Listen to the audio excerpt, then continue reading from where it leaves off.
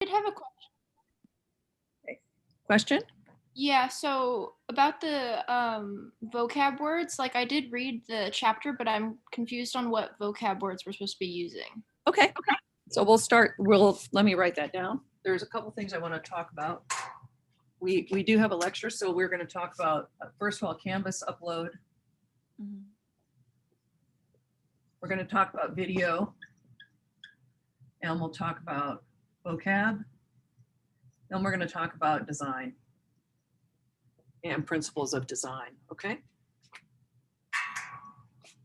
So let's talk about the first thing. So I want to make sure that everybody uploads to Canvas, because that puts it directly onto the Canvas site and gives me a digital way that I can look at it. If I get emails from people, and we have 16 or 17 people in the class, and I get 5 or 6 emails from each one of you, and I have 4 classes, it's very hard for me to track through email. And then also on the Canvas, I can respond directly to the images that I see on that page. So please let me know if you're having a problem uploading.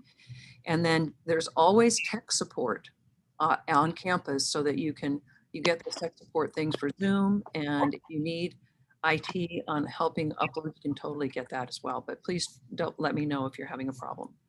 Well, okay, so Okay. I've been trying to upload whenever like we've done like redraws and had to upload JPEGs. For some reason, it hasn't been letting me upload pictures, and I'm unable to like change it into a PDF. And Let me it's causing me some issues, and I didn't want to email it to you, but obviously I didn't want to like not get the assignment in. Let me look at the assignment for the redrawing and make sure that I have selected that you can do a PDF. Okay. I need a JPEG. Okay, just for like taking a pictures. photo. Yeah, I had a hard time putting it as a JPEG, but what I found out that works is that you put the images on a Google Doc, like, and then you turn it in that way. Okay. You like take the I'm image. gonna allow it as, let's see, let's see what my choices are. Did you want this assignment to be in color or just in black and white? So you guys, hold on just a second. What is the correct, I think I'm gonna try and add in JPEG. So is it JPQ? No Q. It's JPG. G at the end. Sorry? It's JPEG. Oh, is it? Yeah, JPEG. Let's try that. Let's see if they'll allow that. I can try to upload something right now. So and see I've if it added it, works. and I'm not sure because it wasn't a prompt. So let's see if that works. Try and upload something right now. Yeah. Because I Okay. want you to be able to take things take a picture with your phone. You can Mhm. also, if you take a picture with your phone, then you should be able to upload it. The other thing is, when you're taking a picture with your phone, make sure that you fill the entire screen, so that if you're taking your picture here, and here's your guy, right? This is your frame, not whatever your table is. It's still not letting me upload.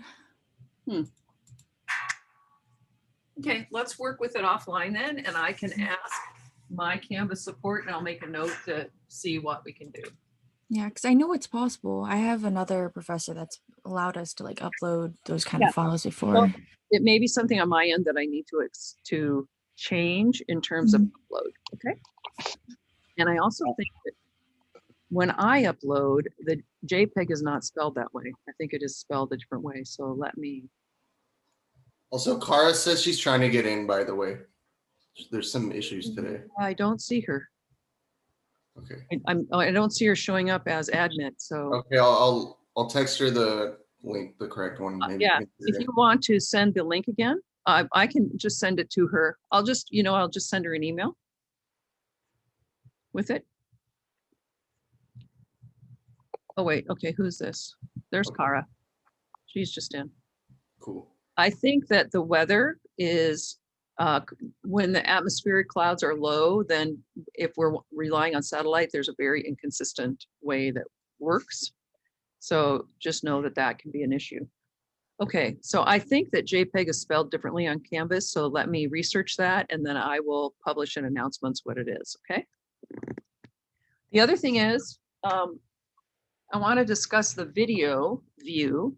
So you can hide your self view so that you will not see yourself. Sometimes that's kind of distracting to have the gallery even with your name. And so you can hide your self view so that even if you're talking, you're not looking at yourself talking, which can be very distracting. So I encourage you to do that if you feel comfortable with that. And then also I can, if you are on with your name, then I can hide the non-participants view so that we get, let me just see this. So that we can look at it a different way, okay? There's a wide variety of things to do. Just looking at if I can do that now. Okay, I'm not able, oh, here we go. I have to do it on the hide non-video participants. So in other words, if you have your camera off and it's just your name on my end, when I hide non-video participants, then everybody goes away. Okay, so then you can also hide your self view, then you don't see yourself when we're having a discussion, because sometimes that is distracting to others. Okay, let's go to the vocabulary page. I will screen share that for you.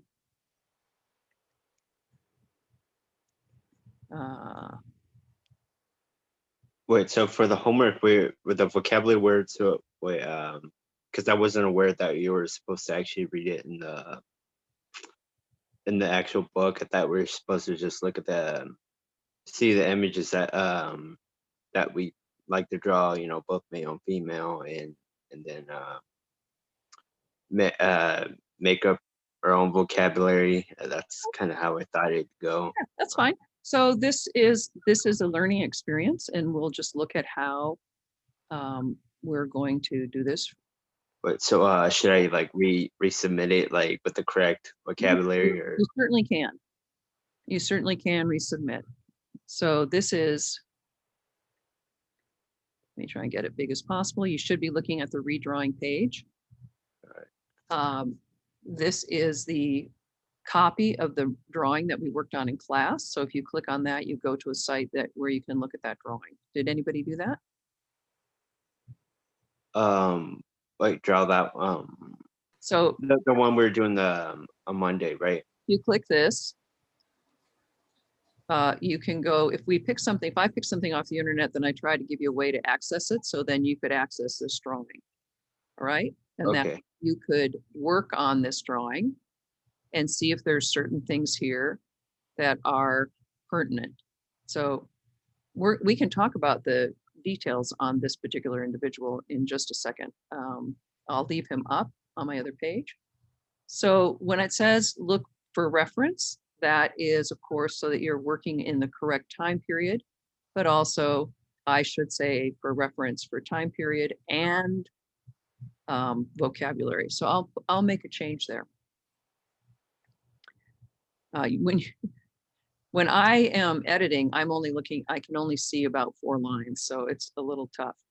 So the redrawing page gives you more information about it. So Diego, did it not say on the redrawing page that your vocabulary should be included with appropriate language? So here it is.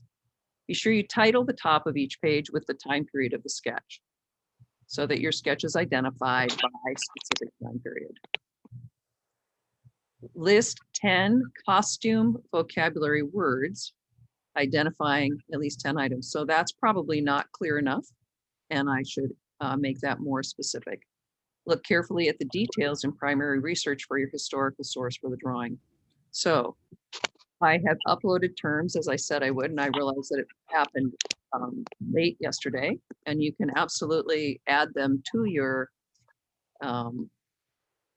drawing and you can submit your drawing, I will always see the most recently submitted drawing first, and then I have to backtrack on my end to see your previously submitted drawings. So your most current drawing or the last one you submit is the one that I will look at first. And if I have questions, I can look at what you've done before. So I always allow you to do multiple uploads. So here's vocabulary that some of it is in your book, and I've given you many choices to choose from. So for men, particularly the loincloth, skirt, the wraparound skirt, the primitive tunic, T-shaped tunics, and shawl. Kit, question?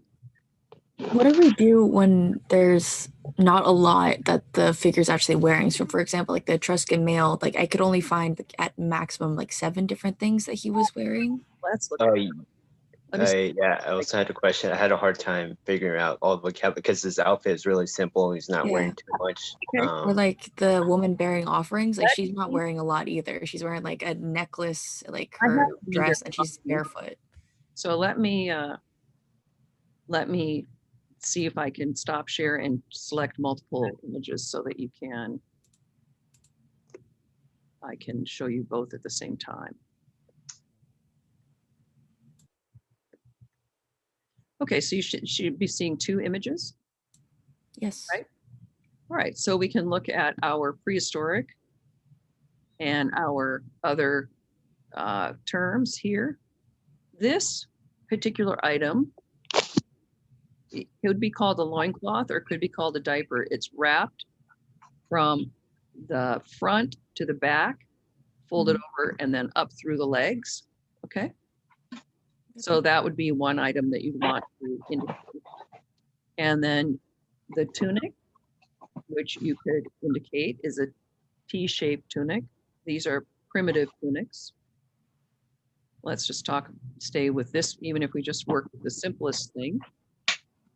I don't know that I don't see a girdle around his waist, which is very typical, but I do see a beard.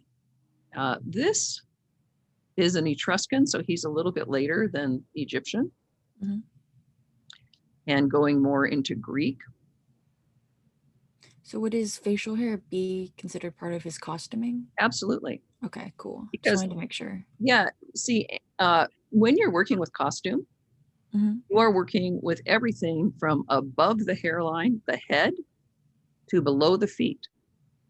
Mhm. I can't tell. Couldn't tell. I thought there were sandals, or are these sandals or shoes or? They have what? like I remember there was a name for it. It's like Perzoa or something. I wrote it down on my drawing. I don't. It's like that weird like half shoe. Right. And if thing. you said, no, I'm gonna try and get this, I don't think I can get this thing off. I'd like to get that image off. But it is not exactly a full sandal, doesn't go through the full foot. Mm. And even if you said half sandal, wrapped leather, it is a plated leather piece. You can see it here that it's crisscross, right? So it's a woven or braided sandal piece. He has a leather thong decorating the top of his calf, both legs. Okay. So let's see, sandal, the leather thong, the loincloth, the tunic. You could note the pattern on the tunic.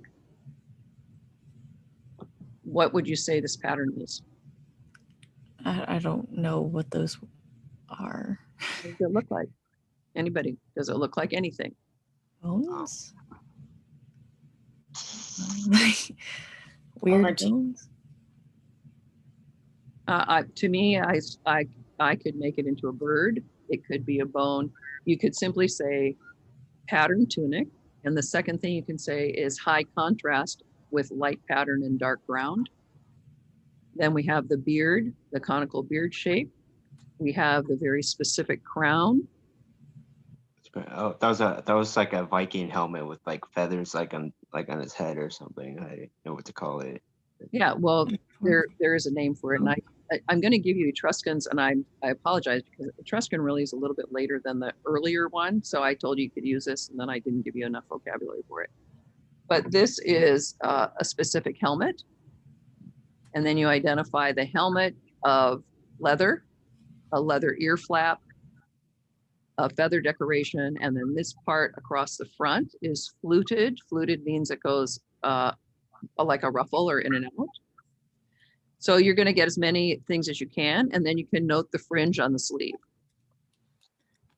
Okay. I thought you meant when you said like vocab and like label that you're talking about like specific like costume items. So like 10 different items on there. I didn't know that you meant like also you could do like descriptions of those specific things as Well, another. it's best if you vocab. use the actual words. That's why I've given you the actual words. Yeah, But I've been using the actual words Yeah. from what I could research about Etruscan very wear. good. So see the toque, which is the fluted helmet. This Mhm. actually is part of a toque here, ornamented with the feather.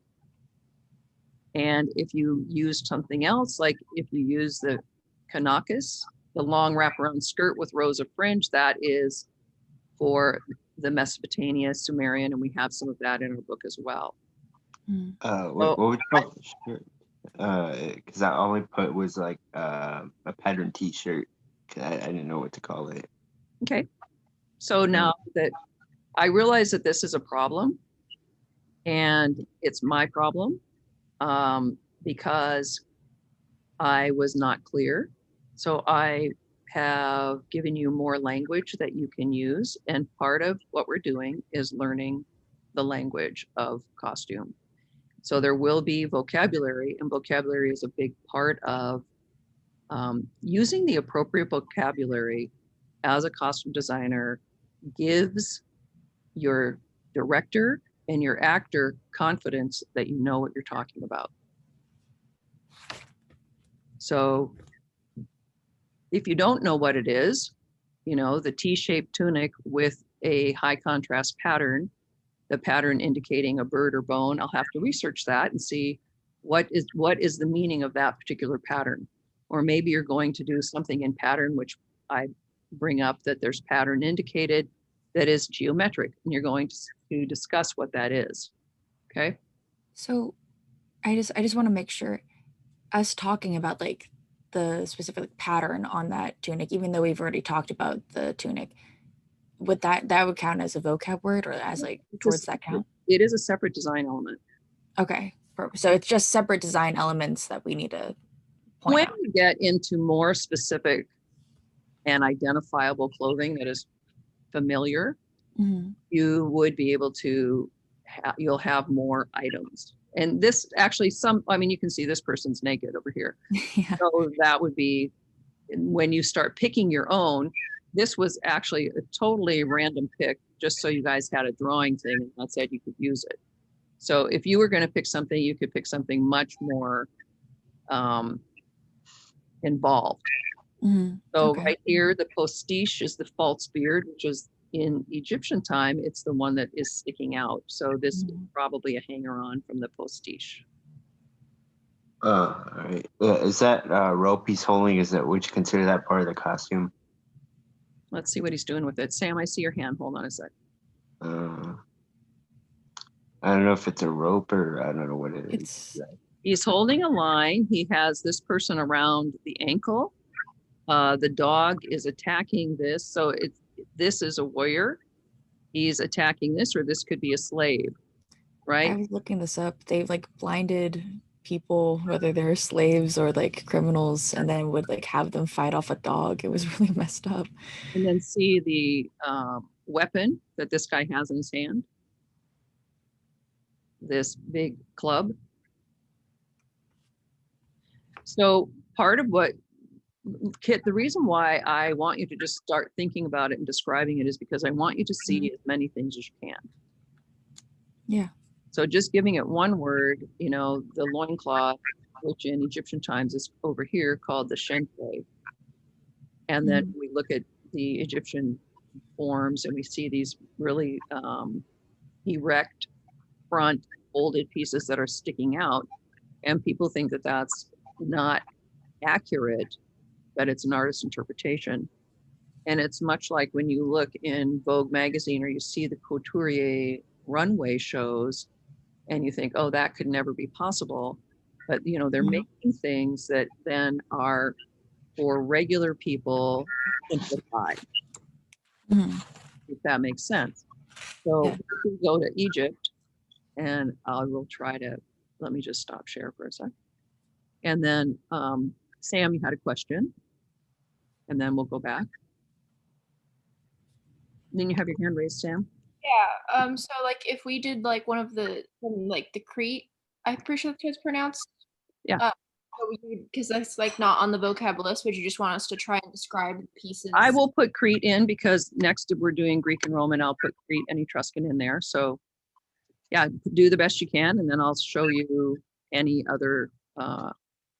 You may be able to add things to it, or you may already have things that are accurate. And then did you want us to try and color it?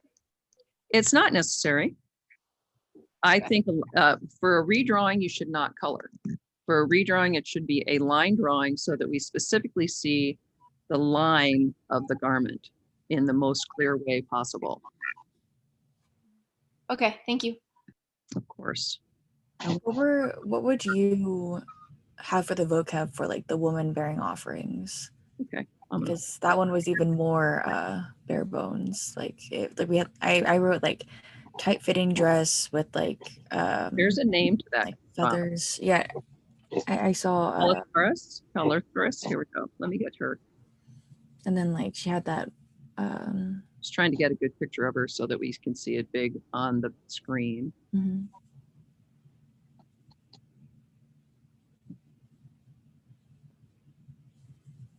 Okay, and then let me go to another one to pick up.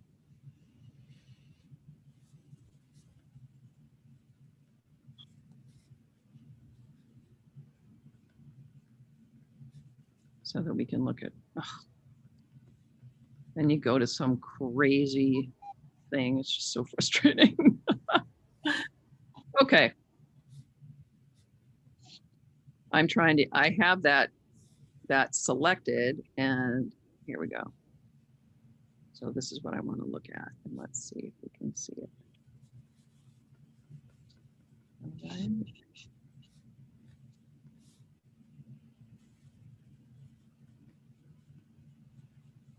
Sorry, that's just taking a moment, and then I will save these to our page. So let me get to her. I clicked on her, but there was another image very close to her, and that's what we got to see. Okay. Let me then go to screen share and see if I can pick everything that's on the screen so we can have a better discussion.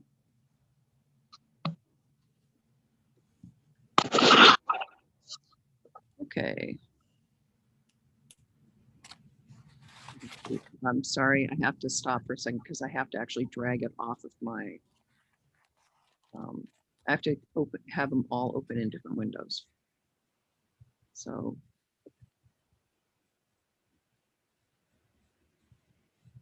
It doesn't allow me to share unless it's many different windows. Okay, let me do that. It's, you know, it's all, I've not tried to teach this kind of a class before, so it's really interesting. Okay.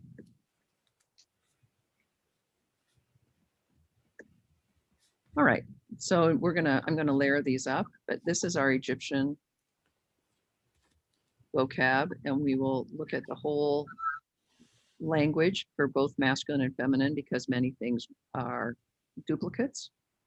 Let me move that as far over as I can. And let me see if I can get things that are in smaller form so that we can look at everything on the screen. Here's our lady. Okay.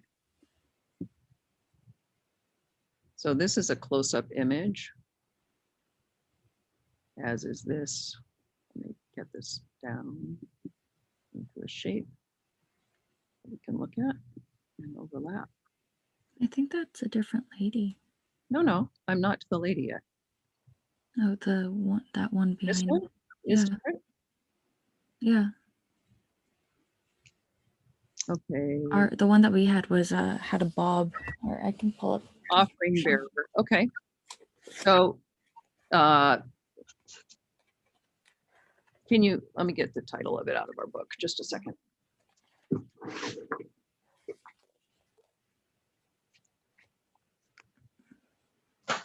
It was just called Woman Bearing Offerings. I know, but this is also called women bearing offerings, so that's the problem. Yeah. No. This is an offering bearer. So that-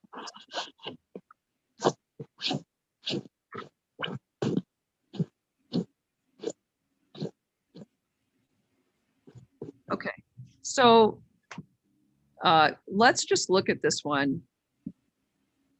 And I'm sorry, it's not exactly the same one. And we can discuss it in general terms. And let me see if I can get it lower. Okay. So our woman, I have her in my hand. Our woman is wearing a, as you would see here, a calliceros, a tight cylindrical body-fitting sheath, ending just below the bust. Sometimes with wide straps, beading, or cut leather netting. So hers has this horizontal look, more like this lady. And this gives you a diagonal look and shows you how it can end in fringe. And this may be an interpretation of fringe down here. So our lady does not seem to have fringe on the bottom. So she has this more of a beaded look, but since they all tend to end in fringe, and I would assume that there'd be some kind of fringe. This dress looks more like the dress she has on because it has the medallion at the bust point. It has the wide strap. So you would talk about the calliceros and the wide strap over it. I think somebody needs to mute.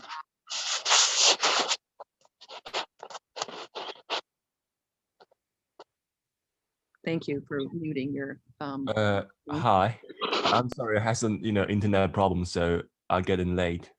Yes, I see you. Thanks, Clement. If you could just mute your microphone for now so that we can talk about this particular image, that would be great. Yeah, sorry. No problem. So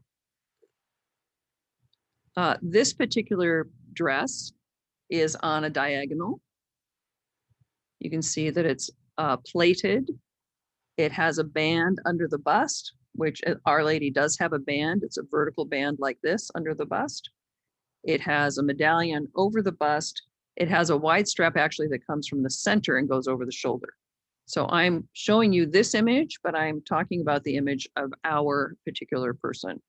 So there are several things you can talk about with the dress. It's the calliceros. It has the medallion indicated over the bust and identified or defined by a band in between the strap and the garment.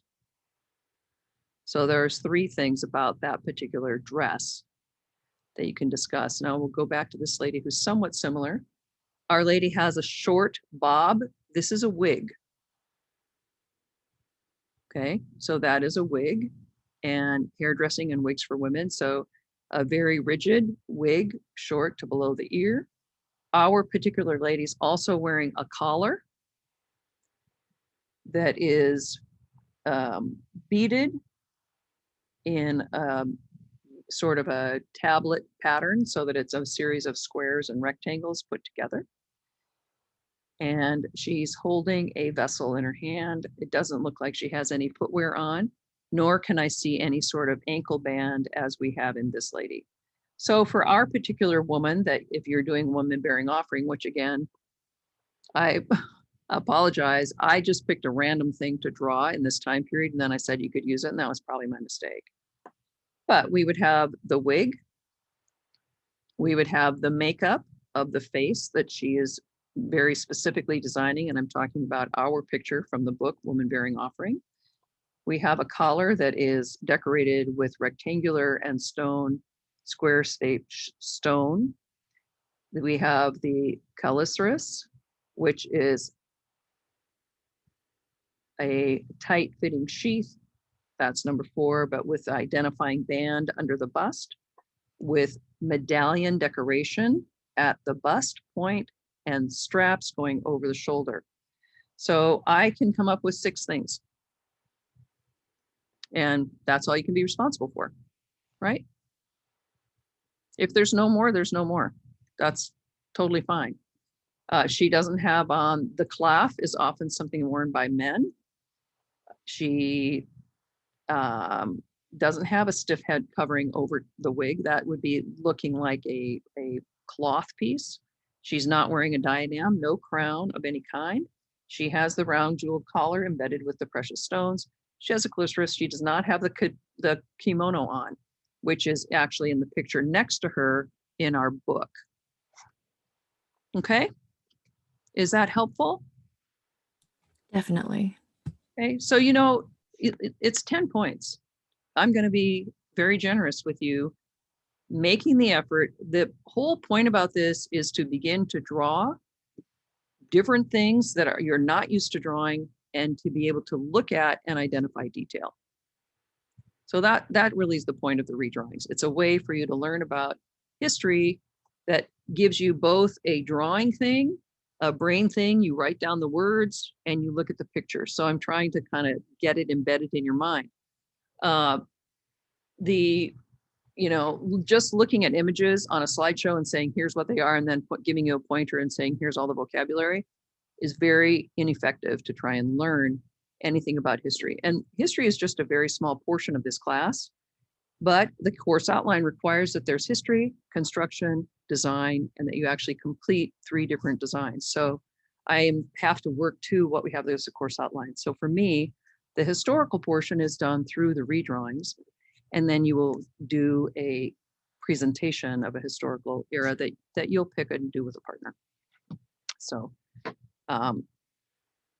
I would say do the best you can. I will try to upload the vocabulary before it's due, so that, and I can't guarantee that I'll always upload it when it's released, because I'm going to try this weekend to put in every single redrawing for the rest of the semester. But it takes a long time for me to get the research for every single vocabulary word. And as we have less centuries to go through for each drawing, there's less vocabulary words. Okay. And Diego, I totally understand why you did what you did and made the description completely fine. That's what we did when we looked at our first woman. And we discussed that, but we did discuss some terms, and that's probably, but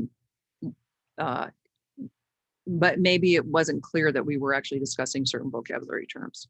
And I will try and go into the redrawing and make it a better note. And I'm going to make myself a note to do that. So questions on the redrawings?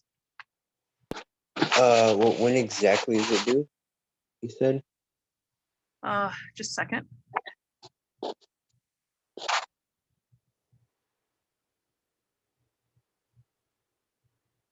I'm just trying to keep up with ourselves. Let me look behind and see what it says. I think it's at 11:59 tonight, right? Correct. Yeah, that's Yeah. what I thought. Yeah. And then I'm going to try and figure out this whole JPEG thing. So that, yeah, was that you, Colby, that said you dragged it into a Google Doc and uploaded it that way? Yeah, Diego, can you mute your thing, please? Yeah, sorry. Yeah. Thank you. So yeah, it was me. So I just created a Google Doc, and I did that for your makeup class as well. I do it for a lot of classes because you just create a Google Doc under your school profile, and then I just put every photo I have on there, and then You drag it from your desktop into. yeah, that from my finders, and sometimes yeah, so that's what I do from my finder because I have a Mac, but you can easily do it on any computer. You could just drag it over, and then you can even write your vocab words because you can type them out. You don't even have to write them on the sheet. So Right. for this assignment at least. And it's really helpful. It's like, it's the easiest way to do it too, in my opinion. And your work won't be lost. It'll be saved too. So you don't have to worry about that. Exactly. The thing about Google Docs is, you know, we don't get to choose what we use. We are mandated to use this Canvas, which is the learning management system. And I have to say, it's 100% better than the previous one, which was called Moodle, which was just insane. But Google is specifically compatible with Canvas.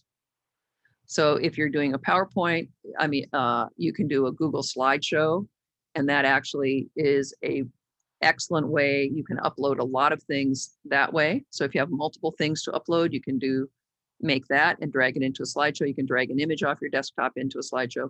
Then you just upload the whole thing. And then it's just one file you're uploading into the assignment page.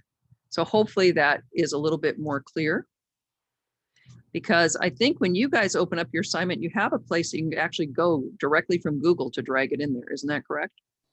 Yeah, there is a set. It just says ways to upload, and Google Docs is one of them. And you're logged in through your school profile, so it has all your documents ever, and it has the one you worked on. It's chronological. So if you just worked on the assignment, it's going to be right there. And also, if people are having trouble, make sure you're using Google Chrome as your browser. Safari is not compatible very well with Google. And if you're like me and you never used Google before, you were mandated to use Google and you always use something like Word or you use PowerPoint, I mean, you have a learning curve there. So then if you're actually using PowerPoint, then actually sometimes Safari is better. So it's a whole learning curve. I mean, I have for a couple of other things, I have to do Outlook. So it's good to be able to switch back and forth. And I realize that things are uncomfortable in the beginning, and that's why we do incremental steps. So just keep trying, and I think you're doing great because most people got a lot of things in. So don't worry about it. You can go back. If you have one thing in, you have credit for it. If you want to put in more stuff, you can. And then it's actually open until Friday. So you have credit for uploading it on time. And then if you want to resubmit again, you can, but you do not have to, okay? Any other questions regarding the redrawing and the vocabulary? Since a lot of the fabric has like patterns on it, do you want us to try and draw the pattern itself or just the physical shape of the body and like the clothes? That's a really good point. And there's sometimes what happens when you draw the pattern is it is too cumbersome. And then it actually obscures the garment design, the style lines of the garment. So what you can do is you can put the pattern in part of the garment. So if we have a garment, like just let's say we are doing that T shape, that garment that we just had, where it comes under the bust. And we're going to give her a waist. And maybe we just want to show part of the design. And you can do something like that and then say,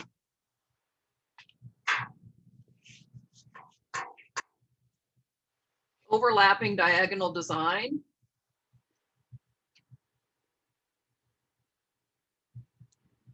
Leather strap. And you can say it's plaited together, or you can say it's woven. Okay, but you can just indicate that it's overall, but you just show it on part of the garment, because otherwise, if we wanted to also look at this piece that is this horizontal piece, then we wouldn't want that to be there. And this horizontal piece, which has the gemstone and square element, you'd want to have this show. You can even show it down here. And the thing about showing it down here is that then you could see the fringe at the bottom, how it comes into the fringe. So you can say overlapping diagonal design, ending in fringed hem, or creating fringed hem. And a fringed hem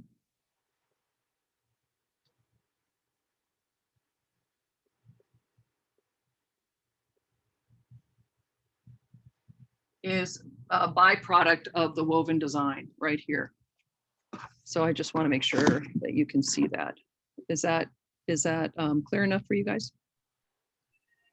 Yeah, that answered my question. Thank you. Okay. Any other questions before we move on from redrawing? Our next one, I have 1934. We're gonna take a little gap between this before we go to Greek and Roman, because I want you to look at the period, and I'll give you some parameters. I'll put that in tomorrow so that we can look at that with the Thin Man, because your first set of sketches will be for the Thin Man. So I want you to do redrawings from that time period, identify the vocabulary, which I will put on the page, just like I did for this. You'll have a page that will say 1930s, and I will give you the information and vocabulary, okay? Does that make sense to everyone? Yes. Good. I don't see any hands, so I don't see anybody wildly chatting, and Yeah. Yeah, yes, sorry, it's just, that's okay. You're fine. Totally good. All right, let me then go back to our section that we'll talk about for today.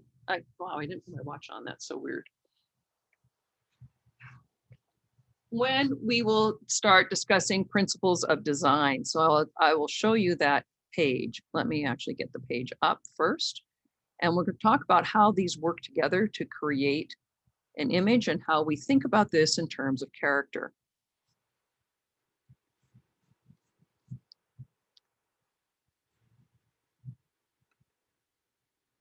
So under modules, actually I can show you this.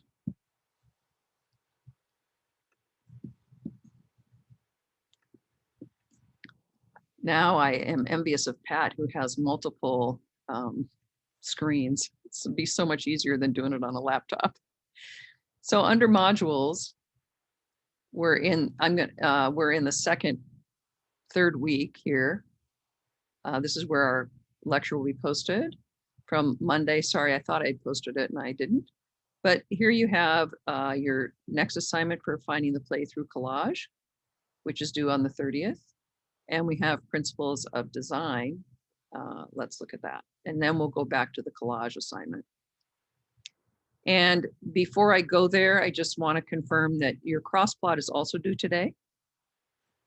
So that should have been done either in a Google spreadsheet or an Excel file so that you can actually just upload that directly onto that assignment page. That should not be a JPEG. Hey, Pam, I don't know if you saw my note on my submission for my cross plot, but it wasn't allowing me to do an Excel spreadsheet upload. So I think I had to save it as an Adobe. Did you save it as a document? So let me make that note too about, it's probably because it wants you to do a Google spreadsheet. So let me find out about, that's a question. Because we used to last semester and then all of a sudden it wouldn't let me upload a Excel sheet. So I think I saved it as what's that one called? You could probably even save it as a Word document and send it over. You can export it. You can export from Excel into Google spreadsheet and it will be almost exactly the same. But I will double check on that because I thought there was no problem in that. You can upload it as a document and then all I have to do is click on it and then I have to open it so that when I get the document in the grading portion, I don't see a document, I see a file, and then I can open the file.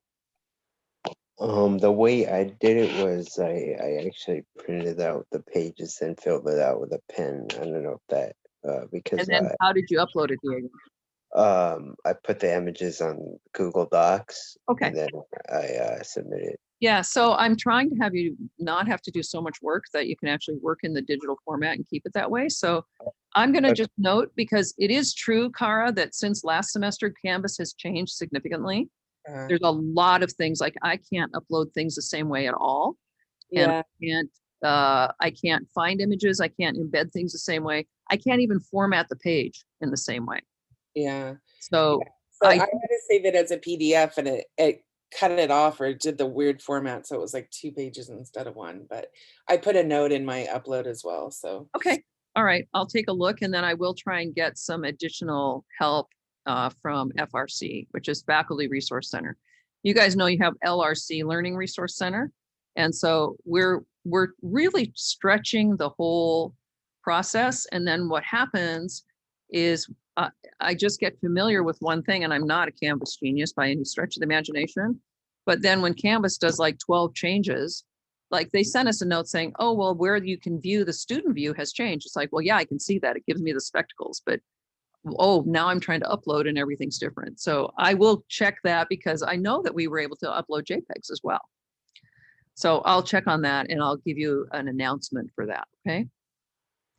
So let's just go, you can see here we are in Principles of Design. This will be where I'll post the lecture for today. I will,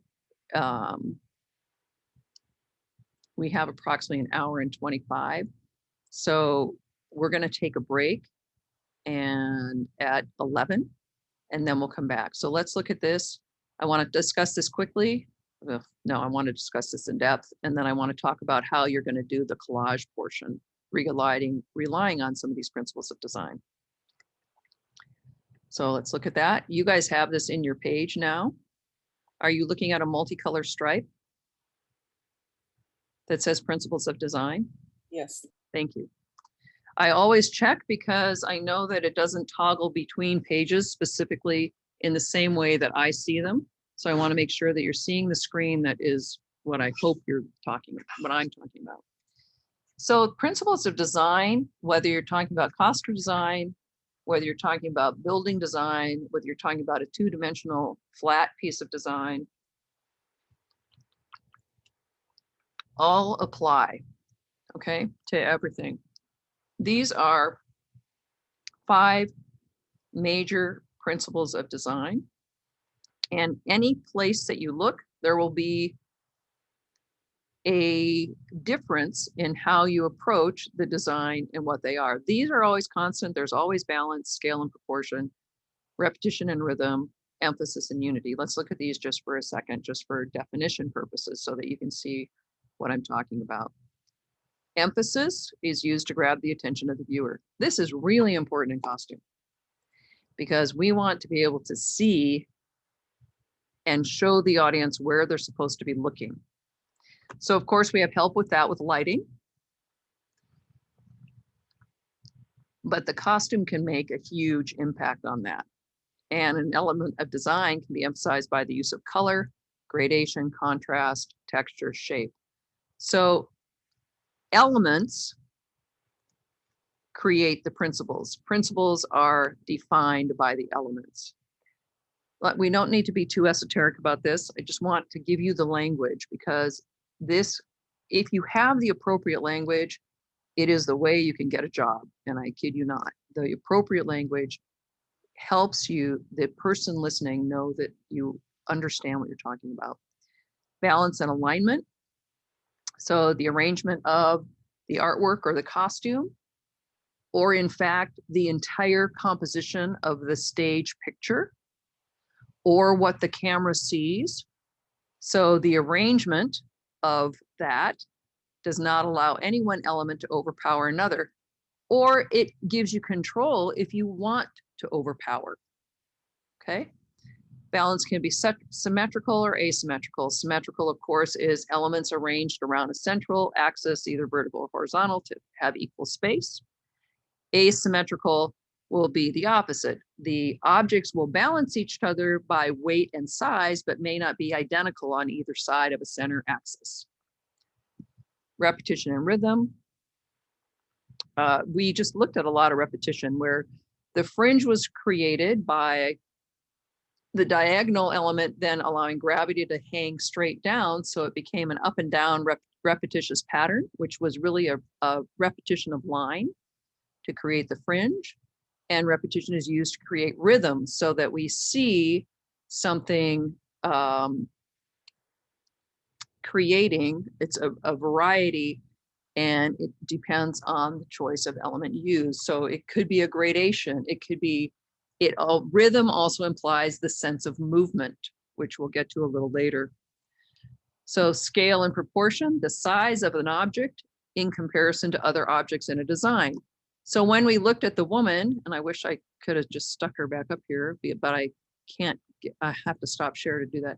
But when we looked at the woman that had then the medallion piece over the breast on the shoulder strap, we're looking at a scale of that medallion piece. It's something that's now very different in scale than the pleating of the woven part of the dress, which is on the diagonal or on the bias. So you're looking at that in relationship. You're also looking at the round line of the medallion in relationship to the angular line of the diagonal. Proportion refers to the size of a part of an object in comparison to the rest of the object. So proportion is understood in terms of scale. I'll get a picture up here in just a second. Unity or harmony, how well one element functions with the remaining elements. So how all of these things work together. Composition refers to the overall arrangement. And again, we're looking at the composition of a particular character. We're looking at the composition of that character in relationship to other characters, both in their family group and then in the play as a whole. And then how we would see the stage picture, how that is presented to the audience at any given time. So again, the composition starts from the individual, spreads out to their family group, and I'm using the term family group to have the relationship developments between characters, and then the rest of the stage picture as a whole.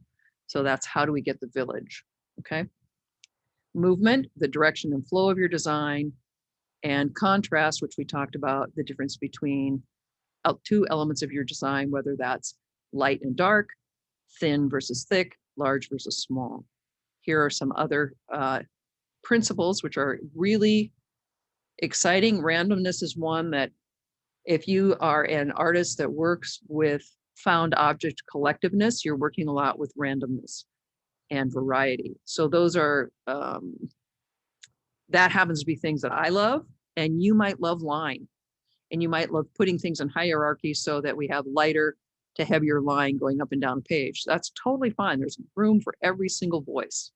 And just try and figure out what feels good. Like when you're doing something and you're doing it for the first time, it's not going to feel good. And then as you do it, you know, it's like teaching your kids to eat broccoli. You have to give them to them a little bit of time. Oh, here's a little tree. And then here's little trees again. And by the time you introduce it 5 times, it has more of a familiar feeling. So, you know, every designer thinks and is not satisfied with the way they draw.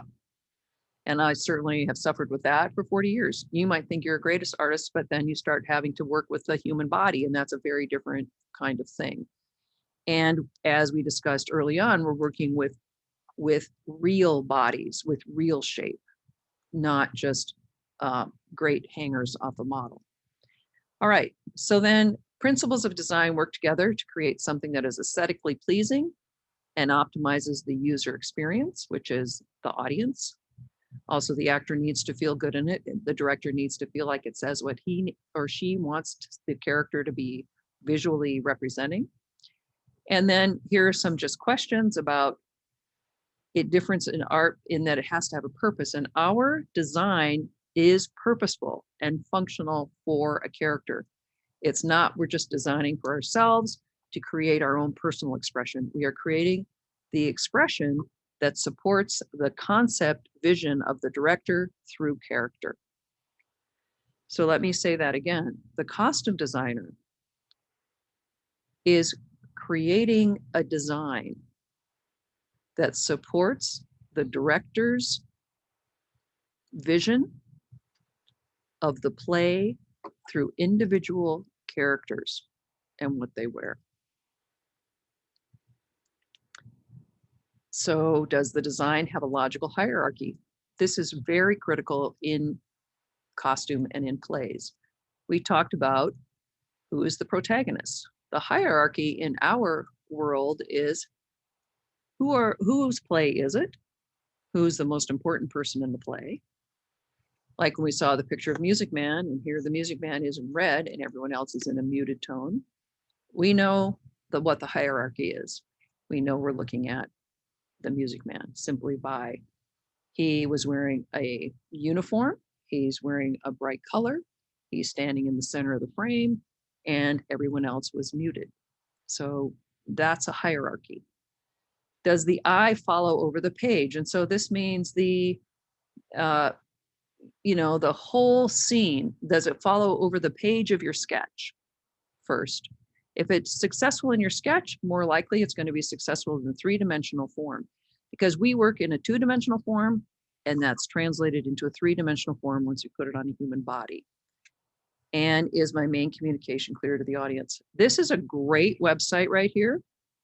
I'm going to show you this. Are you guys going to this page that says Design Elements and Principles? Is that what you're seeing? Yes. Great. So this is a great image because you're looking at a multiple swirl with this checkerboard geometric pattern against a curvature pattern. So we have two different things. Does this remind you of anything in nature? Like A snail shell. nautilus. Yeah, it's a nautilus shell. So, our best ideas, I think, come in nature. And when you're looking at color, you can see incredible things like why we have red geraniums and green leaves. And that would be an excellent study in color contrast with complementary color. So we'll talk all about that as well. So this is a great thing. They talk about, this is a really fun, quick little thing that you can look at. 20 most important principles illustrated. So line, I feel, is not as much a principle as an element, because line informs something like balance. And you can have thick, thin, angular, wavy. It creates emphasis, particularly if you're that, like our girl looked like she had these zigzag lines all over. It's a geometric pattern. Scale, so uneven things, even. Symmetrical, not symmetrical. Big square, balanced by or even square. So this creates a sense of scale and drama. Color, we'll talk about this today. Repetition, we've talked about. Negative space, which is also, you can talk about white space. So are you seeing the vase? Are you seeing the picture? And you'll want to use that to not only in your sketch presentation, but also you can use negative space when you're trying to conceal something on a human body. So you want to have that person seem thinner. You want that person to seem wider. There's ways that you can use negative space for that. Symmetry can be very calming because it's equal on both sides, matching. Transparency is a really interesting principle, and it's one that certainly the Egyptians used. Their fabric was this very lightweight linen, woven closely together, which you can actually literally see through. It could also be starched, which would give it more opacity and give it more rigidity and create the pleating. Texture is one that we work with a lot in costume. It's fabulous. It's the surface tactile, it's a surface treatment that gives you the tactile quality. So, if we're going to do a Western mountain man play, then the audience also needs to feel the roughness of those people, and we can't just put them in smooth suiting wools, for example. Balance, something that's balanced. This is hierarchy, which we discussed. Contrast, light to dark, thin, thick. Framing, if you're putting a frame around it, and we often do that if you're working in a very large house, we put a frame around it by doing something called piping, which helps give an outline to the silhouette or to the garment or to certain features like lapels or an element of a pocket. A grid pattern. Now a grid on a diagonal would be exactly what we would have from our woman bearing offering. Randomness, you can use this, and you'll use this with your collage to create a pleasing image. You can give the viewer or the audience a path, and we generally want them to look at the face. So you want to bring emphasis usually to the face, and then the design moves away from that for other purposes. What are the rules? Here's movement. And again, even though we're doing this, direction and movement are completely tied together. We deal with depth when we're working on three-dimensional costumes, and costumes are in fact three-dimensional. So you're talking about, you know, buttons on top of trim, on top of flat garments. And topography, what you write on your sketch and how neatly you identify your character informs your employer. It informs the sketch, it informs the character, it informs the kind of play. And then composition, which is the arrangement of everything that we have together. So this page is very helpful for looking at these principles of design. Let's just have a discussion on that. And let me go to my chats. Okay. Any other questions?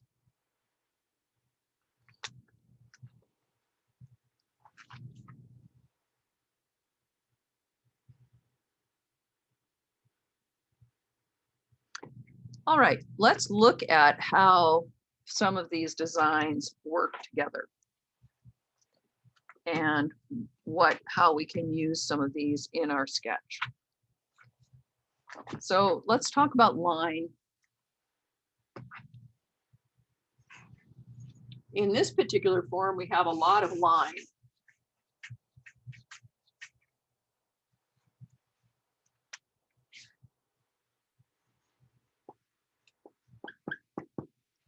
What is the line going to identify in the costume? How are we going to use line, do you think, when we're drawing this costume?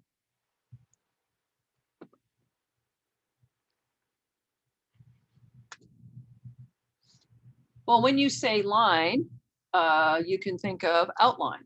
Is it like shape or form? Shape and form are defined. So shape is another thing that we look at. Line might identify the perimeter and reveal a shape, okay? So a line can be any portion that goes from one point in any direction. But we would have line as to create an outline or a silhouette, or a line creating a style line inside the garment. And you can do that and create emphasis if you're using a thick line or if you're using a very thin line. And where do you want, like you can hardly even see this little line. And where do you want the transitions to be? So if you're using something that has a lapel inside the silhouette, right? You're looking at both an outline, which is the line of the garment, and then you're looking at this inside style line, which is the silhouette, the lapel.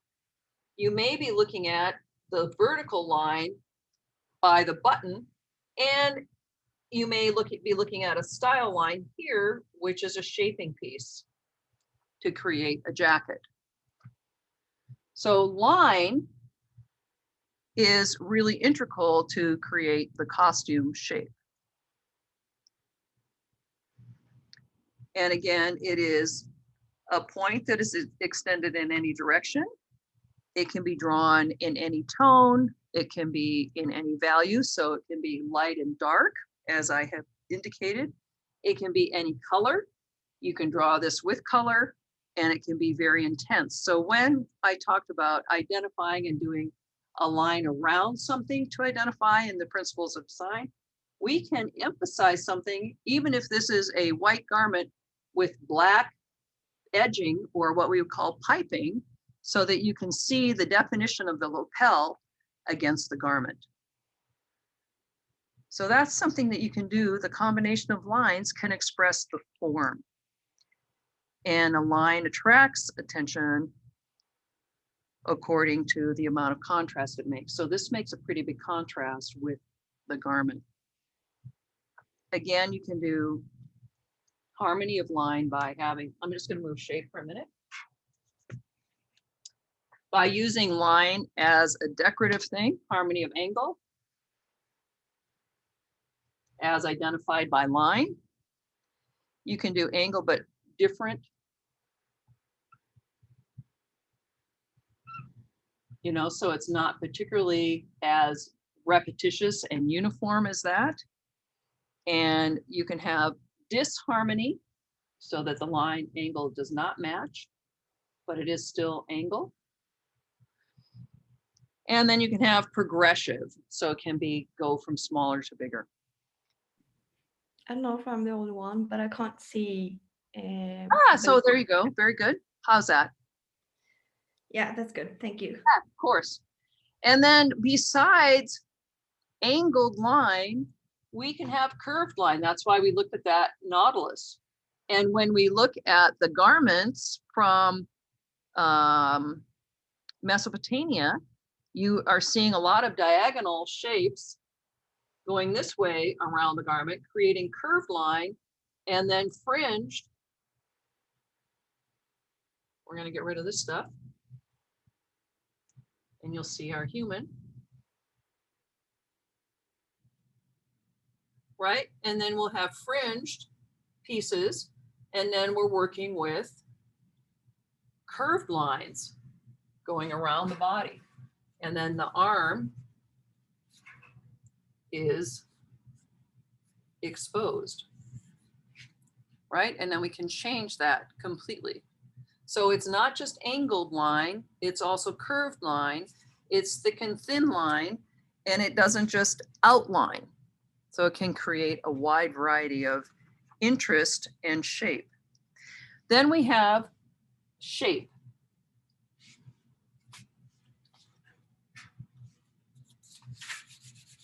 So this is what Cara brought up. I'm beginning to hear you guys by voice. I love that. So let's talk about the definition of shape. What do we want to say about that? So exactly what you brought up. Shape is formed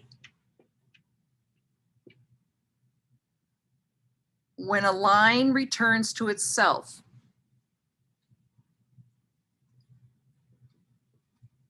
So it's completed.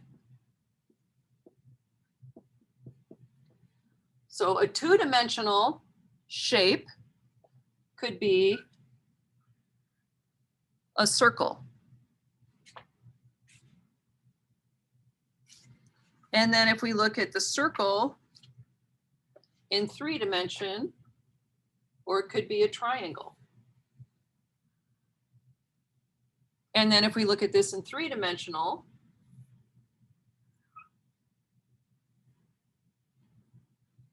it can become a conical or a cone hat, okay? So this would be 2D, this would be 3D, because now it's a cone, it's a hennin, or it's a coned hat. So shape is defined, formed when a line returns to itself and basically closes that little gap. So we work with shape in a wide variety of ways. And through this, we're trying to create a certain sense of order with design. And we talked about repetition of line, repetition of elements, sequence.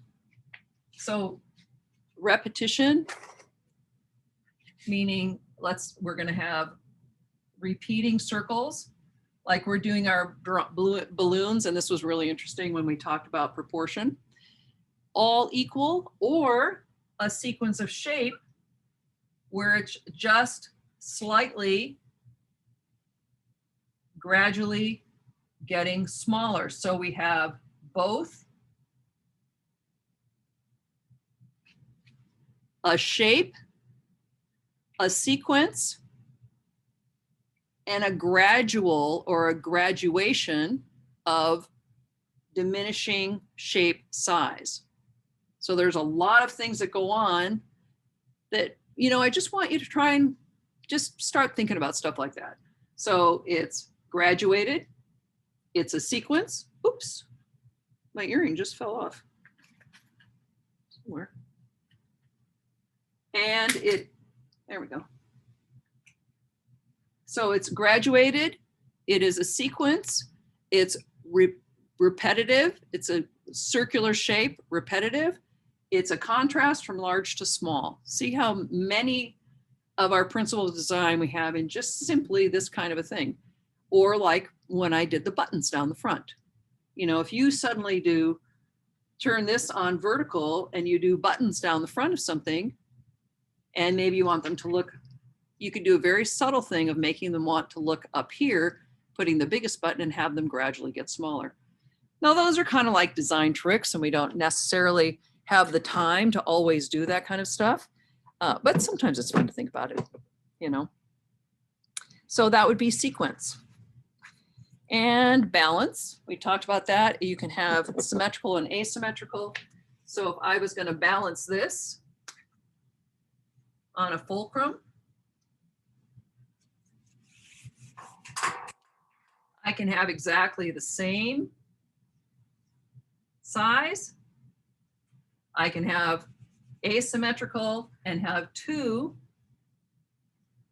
that take up the same volume, basically. And that's something because we often deal with symmetry. The body is really not symmetrical. If you look at your eye shape, you look at your arm, your elbow or whatever, it really is not symmetrical.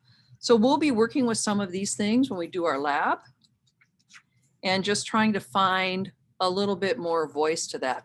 We're going to look at, I'll pick out some 1930s for us to look at because that's the direction we're going to go in. And I know it's a gap in our history, but we have some basics down, and now we're just going to look at something that's more familiar to us, like regular clothes. So questions?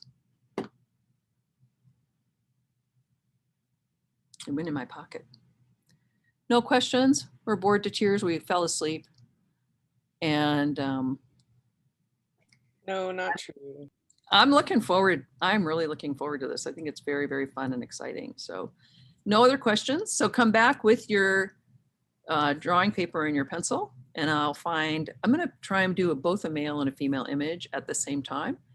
And I want to show you some additional body proportions that we can take a look at.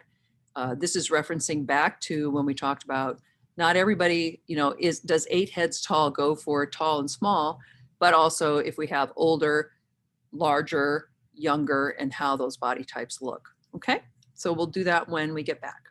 We're gonna have to draw a male and female at the same time. You can draw one at a time. Okay. We're gonna take, you'll take 20 minutes for each, so you'll have plenty of time. Okay. All right. You know, I want you to be able to here's why we do this. I don't think you're drawing an hour a day at home. So this class has a lab. And so for this lab, I really want you to start drawing, and I want you to start liking drawing, and I want you to start just thinking about expression with your pencil. And as I'm giving you time in this class period so that you can actually sit down and do it and you have something to look at. So that's my goal. Okay. So we'll be back at 10 after 11, and then I will put the recording on pause. Pamela, I have a question. Yep. And then I want to say one more thing. Yeah. Oh, sorry. You can Go ahead. Yeah, go ahead. Oh, okay. Well, I was just wondering if I can do this later. Yeah. Can go to the class. Oh, okay. Yeah. You can absolutely. I will post it. I'll post the 2 images so that you can see it. This is a lab. This is keeping in your drawing notebook. Okay. It's not, you won't need to upload this. Okay. Thank you. But the reason why I have you upload things is because I want you to do it. The other thing is we should have the swatch bags done by tonight. And I'm working to give you, 75 to 80 swatches in each bag. So those of you who said that you need fabric swatches and that are willing to come and pick them up, and those who need them sent, and then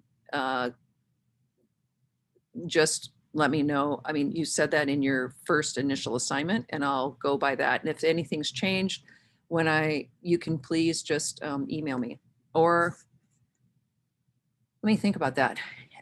If you haven't done the first assignment, I'll send you an email to have you please do that one, because I know a couple people came in late and maybe didn't get that done. All right, let's take a break. I have 11:01. We'll be back at 11. Me? 11. Question. Yes. This.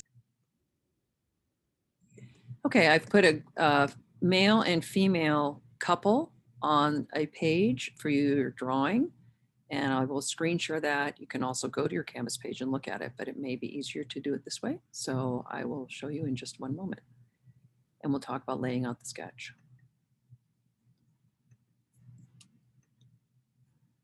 So the great thing about this is it's nice and large. I'm going to try and see if I can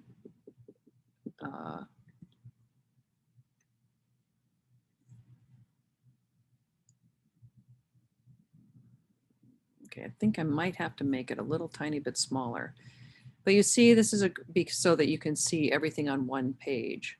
So let's just talk through the details. We've got both man and woman here.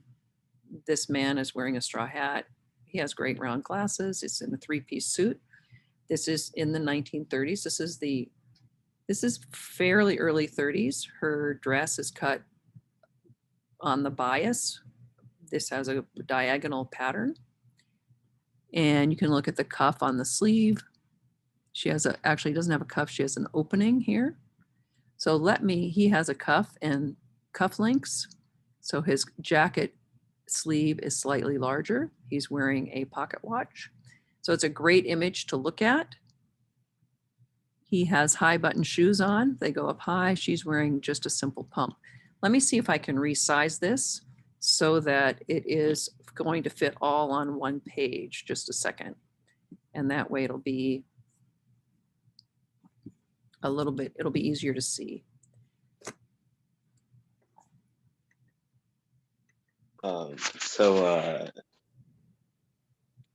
that we have seen the image, are we drawing them like together? Or, like, separate? Shoot, just a second, you guys, I apologize.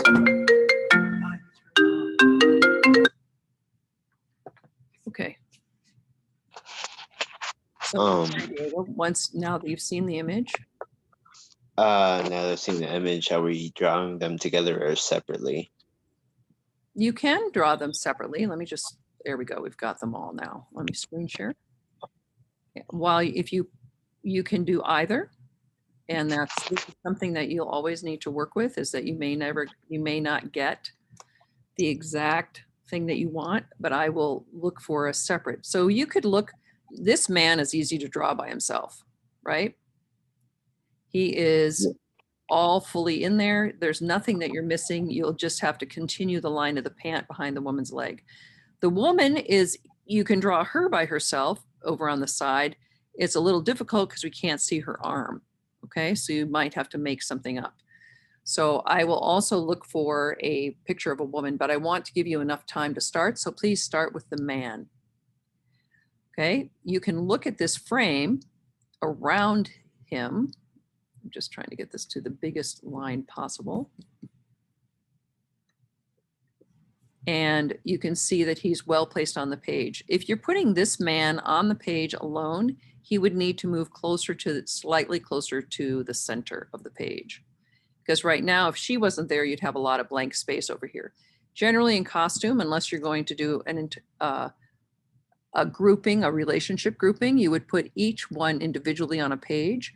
And the reason why you do that is you may be sending the suit off to be made somewhere, and you would be sending the dress off to be made somewhere else. So you would want them generally on two separate pages. So start with the man, and I will find you another image of something that you can also draw, okay? So please go ahead and begin. and then we'll talk about the details. I'm going to give you 15 on the man just to start. Did you publish him in Canvas? Because I don't see him. Oh, you know what? I think what I need to do is refresh. Let me just do that.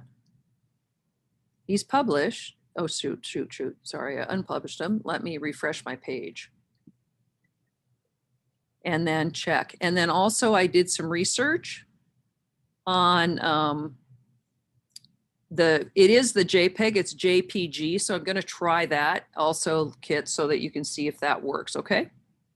I'll do that. Where did you put the couple? Because I don't see it in modules. Okay, let me get them in a module.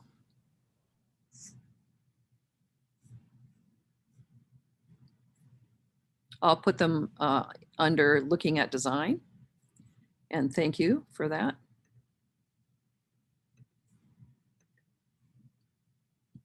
And then I'll refresh. Sorry, there's a lot of technical aspects here that we gotta get better. All right, do you have it now?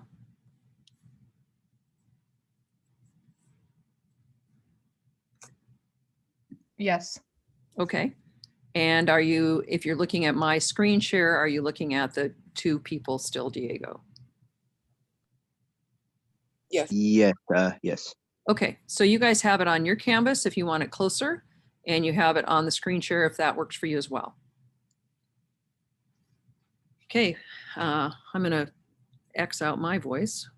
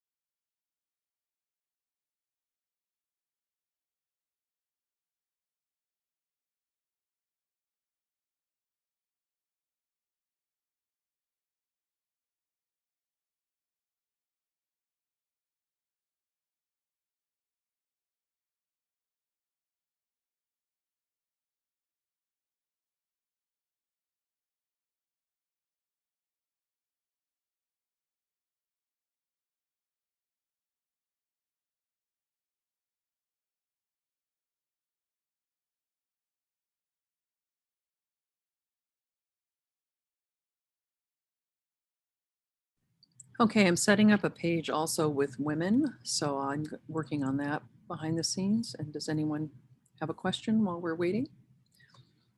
Keep working. You can work on both these figures and then I'll get the women set up in a page.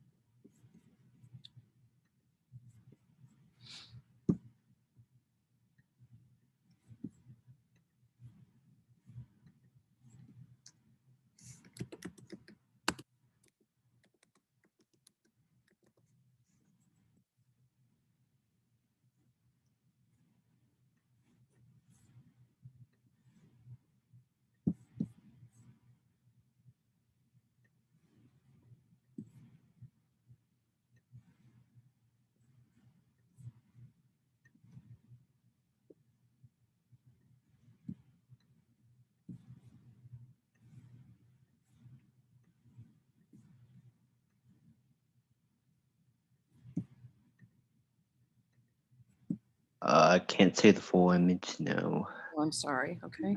How's that? Uh, yeah, that's better. Okay, sorry. I'm working behind the image. Let me just move my page. Is that still okay? Yes. that's Okay. good. I just need to get these names and then I can, All right. oh. Okay. There you go. So now you're at the image.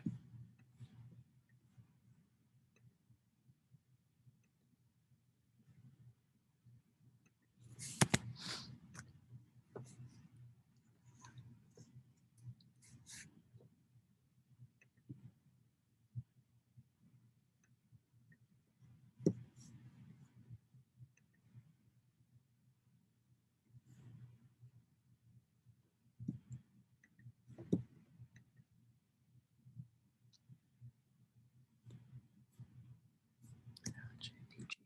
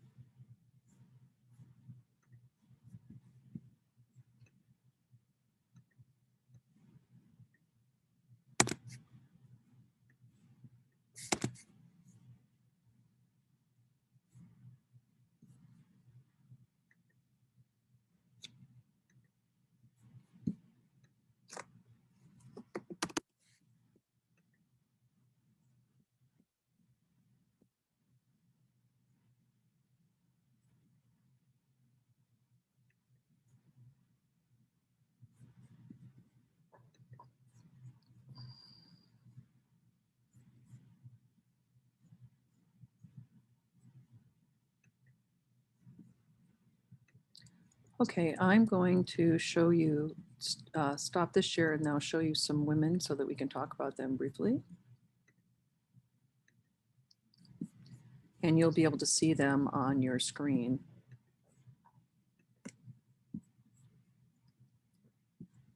So let's look at this new piece. So you'll have these both in your Canvas page as well. This is still in your Canvas page.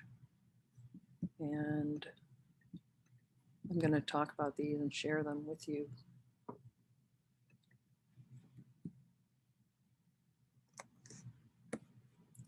And we can have both these up at the same time so you can have them. Okay. Looking at, so here I'll move these guys over. So if you're working with them, you can still work with them. And okay, so what we're looking at now is the undergarment in the center of this frame that would be worn underneath this suit that the woman on the diagonal black and white striped is wearing. You can see that it is a full figure shaper with garters to hold up individual silk stockings. And it is much more than they had in the 20s because now we're in the mid 30s. You can see that the shape of the woman in the black and white diagonal is very similar to the shape of this woman on the left, which is a long skirt with a bit of a flowing flare at the hem, a jacket that is worn unbelted with a bias cut blouse underneath. And the woman on the right also is using a scarf feature. It is a two-piece. Again, two-piece is very popular with a belted detail and a plaid jabot button down the front. So it looks like the jabot, which wraps around the neck, is a scarf. It's a plaid. And the underpiece of this scarf is coming out through the button of the center front of the jacket and is confined by the belt. She's holding a handbag. She has white leather gloves and wearing black pumps. And I was just checking on a hat, but I don't see a hat. And then to go to the top figure, I just wanted to give you a slightly different idea, a very, an evening gown with decorative elements that are over the bust and then running diagonally down the front with a flare. This is starting to work, beginning to get the bias. You can see how it's hugging the body. And then there's a seam line here, which is allowing fullness to create this flaring of the hemline. Multiple layers. You can see there's a translucency to this layer and there's a layer underneath. And then on the left, we have another woman in a two-piece, but this time it's not a jacket and skirt. It is a dress with a kick pleat at the hem, a pleated hemline, a black jacket. She's wearing gloves. She's confined with a wide black belt, has a hat with a 2 to 3 inch brim, and spectator pumps. And spectator pumps are defined by those that are two-tone. So this has a black patent leather toe with a white leather body and then a black heel. And then there's a detail around the vamp of this. It also looks like the inset pleat has the darker color, as does this keyhole neckline. So the neckline, so actually this goes back to what you're saying, Kit, about the vocabulary words. Defining the elements of the keyhole neckline, that is definitely a word. You know, defining the kick pleat, the inverted kick pleat, contrasting color inside, that's definitely a vocabulary word because it's helping you to understand exactly what the costume is instead of just saying, you know, fitted dress. And again, in this one, you'd want to note that it is high contrast between the lighter dress and the darker jacket. This jacket is ending above the waist. It's called a bolero. No evidence of button or buttonholes. And that's how we would know that it's a bolero. Probably a slight shawl collar right here, which we can't really see because the black on black is a very hard contrast to look at. And then with a 3/4 glove going halfway up the forearm and the jacket has a shorter sleeve, she has her glove in this hand, okay? So these are two other images. You can still be working on this, but I wanted to give you other women's images to look at. So this is a great costume sketch you could look at to draw this particular one with 2 kick pleats in the hem. And this is also one. It's a very beautiful pose, which gives you both arms, both feet, and a full picture of the body. So those would be excellent images to choose to do a redrawing from. And then I have one other thing. Oh, sorry. I know you're looking at that. I'm gonna open a new page.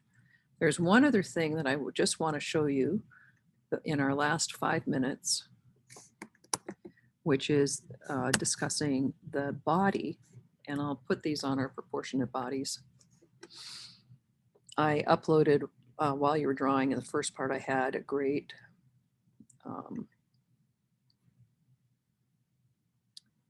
I got some additional imagery just in proportionate figure for you to look at, so that you can see a larger woman, a larger figure,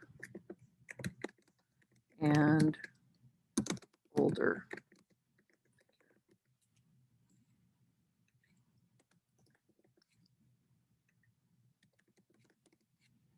So I'm going to put those also in a page. And I see that, and this is, I'm going to also do young to older figures so that you can look at those. Meanwhile, you guys keep drawing and I'll show you these at the end, and they will be published in your Canvas site.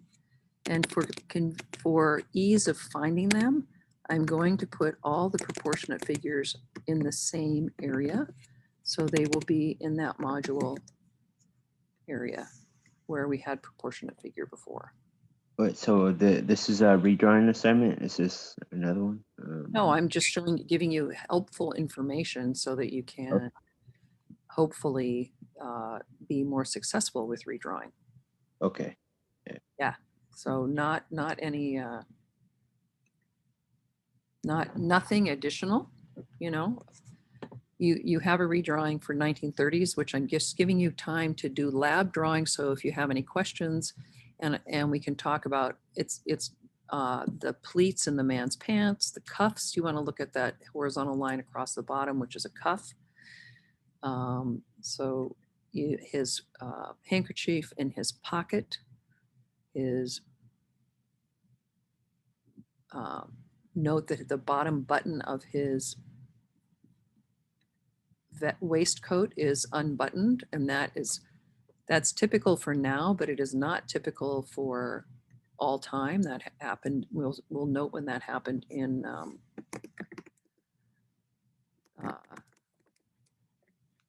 time. It happened with Prince Albert, actually, specifically. So you want to just note that the button is open because that is different. Note that his collar is held in place. He has a collar stay, holding the collar down, and his collar and his tie match. So you want to be looking at that.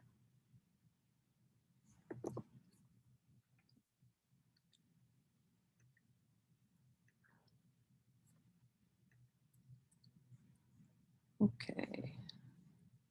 Just trying to get this. I think the reason why that didn't work is because JPEG, they indicated as JPG. So I will make that change in assignments and we'll see if that works.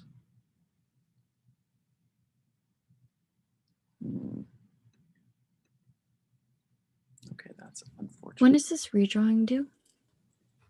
Let me get it's in your syllabus page. I'll have to pull up hold on a second. Let me pull this up.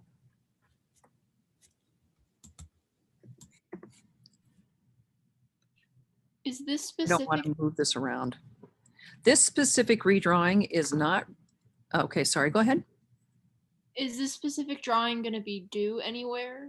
Yeah, Or is this is just a practice drawing. This is not necessarily a redrawing. This is a lab drawing. You will have you will have a redrawing assignment that will be 1930s. I just wanted to give you a heads up for 1930s before we went into this time period, because it's very different than what we have been looking at. You know what, you guys, I'm gonna have to stop share. I can't, I have too many windows and I don't have enough space on my computer, so I can't answer your question about the redrawing. So let me just get that for you, because I have to move things around.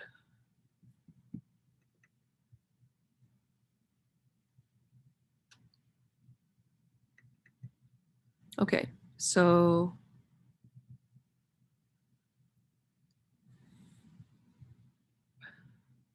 yeah, you will have redrawings due on Monday, which will be for the 1930s. And I guess I didn't adjust this. Let me see if I did it on the syllabus for you. But this is what I said, is I will put each of these in the modules by week so that you understand really clearly when they're due. All right, so 1930s, Man and woman. so can we use the drawings we practice with right now to submit? You can. You can. I mean, it is also good, you know, to be able to find your own drawings, and you can also look at them in the book. And then I will set up a redrawings page and I'll give you some vocabulary for that.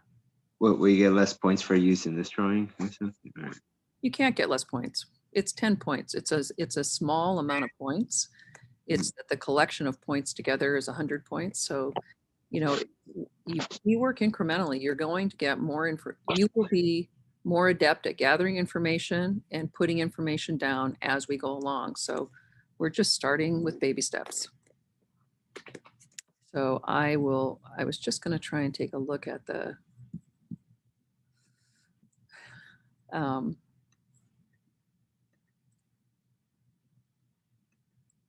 was just going to take a look at the syllabus and see where it is on the syllabus, because I think at the very bottom, so it didn't populate the way that I thought it would. Okay, I have a page that I just will upload that says weekly schedule of 2021, and that will give you it on a one-page thing, and I'll put it in on the Moodle form so that you can see it. And I'll upload that proportionate figure thing that I didn't get uploaded before the end of class today. So look for that at the proportionate figures. It will be a larger female figure, an older male figure, and it will be young to old. And I'm trying to get it to come in as a JPEG. Okay. Any further questions? Nope. All right. So I have about 25 hours worth work to do between now and Monday, so I'll get right on it so that you guys get a good good piece of information. And if there's anything that you need clarity on, remember you do have the collage assignment, which should be described on your Canvas site pretty well. And just take a look at that and make your best stab. Oh, Colby, are you showing us yours? Oh, no, I wasn't trying. No, I can't. I thought you were holding it up. Hold No, on. I was. I can show mine. I'm fine with that. Ooh, very nice. Yes, some 1930s people. So yeah, I don't know. I'm not that good of a drawer, but so okay.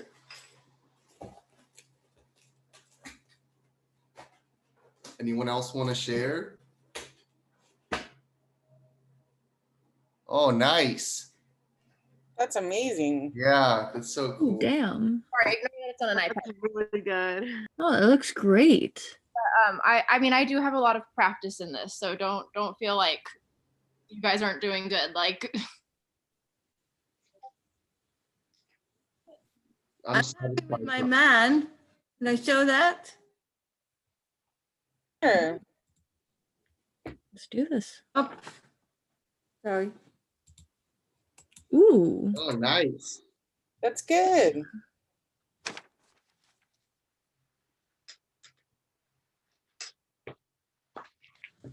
And I'm a lousy drawer. Usually. Hold up your man again, Sue. It was too quick. I didn't get a glimpse. Up a little higher, higher. There you go, and pull him back to your face a bit. So, you know what? The general proportion top to bottom, she's got things in the right places, you know, so very good. Aren't you guys impressed? Yeah. You're doing a good job. Anybody else want to throw one out there? I could show mine. Okay, Kit, let me pin you. Oh Just gosh. there you go. You're on. I gotta take off the virtual background. Oh yeah. Otherwise, we just see the cosmos. That's good. Can you see it? Oh, You need to angle it. There you go, and pull it a little back to your face. Yeah, perfect. So see, Diego, how she separated hers? Yeah, nice. Diego, you want to show yours? I'm seeing it in the background. Just a second. Just wanted to say, I actually use they, them pronouns. Just want. Oh, That's you clear. didn't put it in your name. Oh, it keeps on resetting. I'll I'm re-put it in. sorry. I will absolutely remember that. And Diego, if you would lift yours up, it looks a little, there you go. Nice job. Ooh. Oh yeah. Yeah, you're getting your proportionate figure together. And how big is your figure? Remember, we want to work 8 to 12 inches tall. So that's a little small. You want to stretch that out. Okay. And I like your balloons. Nice job. Anybody else want to throw one out there?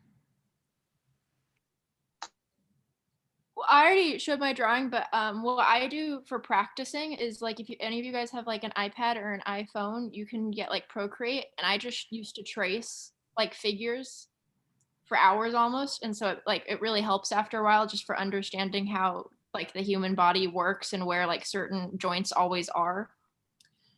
Yeah, that's a great tool. And if you don't have that, you can actually just go back to what we did in the beginning, which is pull a full figure out of a magazine and either trace on top of that or just keep looking at it and redrawing. The more you draw, the better you'll get at it. So it is all about practice. Any other comments or questions before we go? I wanted to apologize. I didn't mean to leave the meeting. I was trying to make it go bigger, but then it just Totally fine.